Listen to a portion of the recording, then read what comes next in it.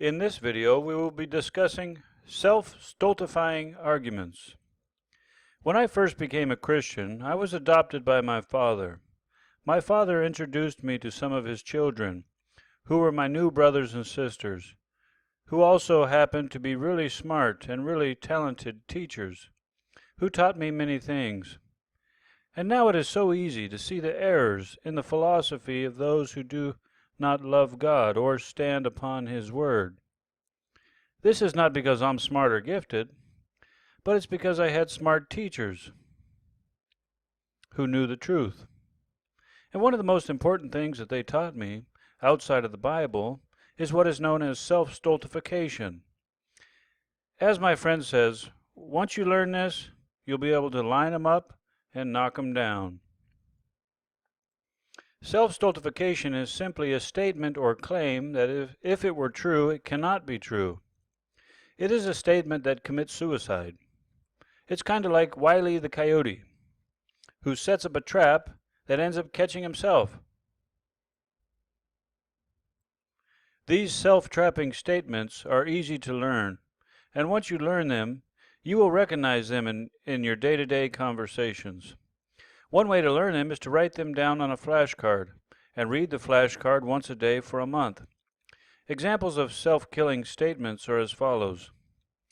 If Amanda says to you, "Everything I say is a lie," this is a self-defeating statement, because Amanda said something, and Amanda said that everything she says is a lie.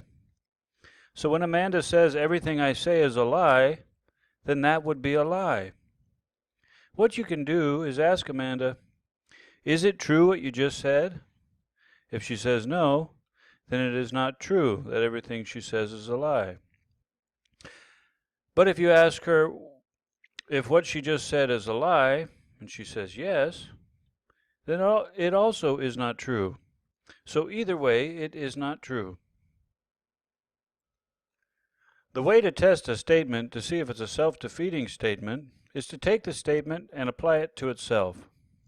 To listen to what is being said, and then use what is said to test what has been said. Okay, now you understand the principle. Let's practice. But first, some self-defeating statements are harder to recognize. And there are also self-conflicting statements that are similar. That is, people become hypocrites when they say not to do something that they themselves do. And when they tell you not to do it, they become a hypocrite. An example of this would be when someone says, "Don't tell people what they should do." You see, the person is a hypocrite. He's telling you what not to do, as he says, "Don't tell people what to do." Okay, let's practice. This person says to you, "No one knows what is true." Your question to them is, "Do you know that to be true?" This person says, "You should doubt everything." And you try and guess the question. Your question should be, "Should I doubt that?"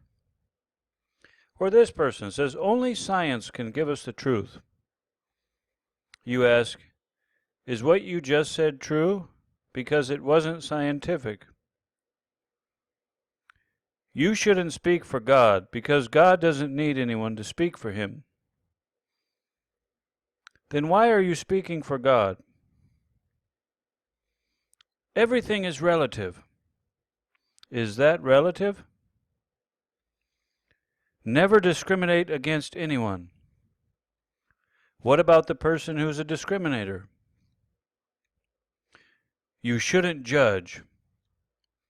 Is that your judgment? You shouldn't tell people your set of morals are true for everyone. Is that your moral principle that is true for everyone? You should just mind your own business. Why are you in my business? Everyone has their own truth. Is that true for everyone?